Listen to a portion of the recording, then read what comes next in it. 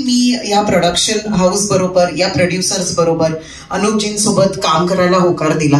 कारण मला असं वाटलं की कुठेतरी त्यांना अर्थातच गोष्ट ही पोचवायची आहेच.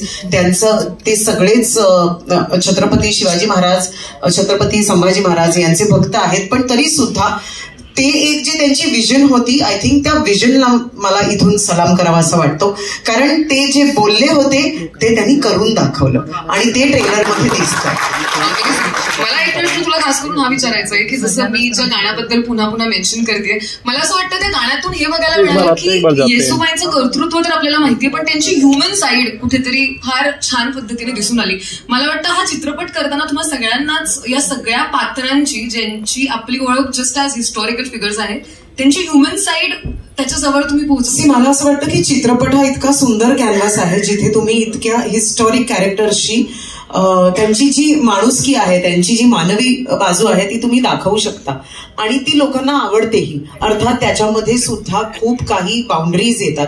कारण म्हणजे मला आठवतं की अनुपजी आणि मी जेव्हा आम्ही म्हणजे या गाण्याचं शूटिंग करत होतो तेव्हा किती वेळा आम्हाला काही गोष्टी करायला, नाही हे आपण नाही करू शकत किंवा हे आपण करू शकतो, हे नाही चांगलं दिसणार, हे चांगलं दिसेल, या गोष्टीचं संपूर्ण भान ठेवून आपल्याला ते करावं लागतं.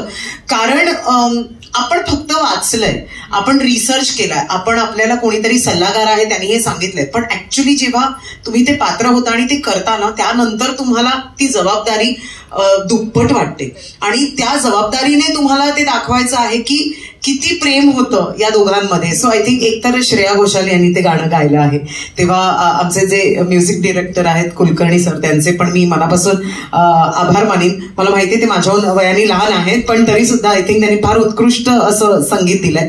तर कुठेतरी जेव्हा तुम्ही अशा कॅरेक्टर्सची थोडी म्हणजे एक ह्युमन साईड दाखवताना तेव्हा खूप काळजी घ्यावी लागते आणि ती काळजी आम्ही घेतली आहे अर्थातच. आणि मला असं वाटतं की ते कुठेतरी ते जे एक फक्त बघणं असतं, ती एक नजर असते, ते कुठेतरी आणण्याचा आम्ही प्रयत्न केलाय. आणि आय एम थँकफुल की तुम्ही ती ह्युमन साईड दाखवली आहे, त्यामुळे ते जास्त आमच्यापर्यंत पोहोचतंय. आणि फॉर ऑल द जनरेशन्स, म्हणजे एस्पेशली येऊ घातलेले किंवा आत्ताचे, त्यांच्यासाठी तुम्ही आहात ते व्हिज्युअल.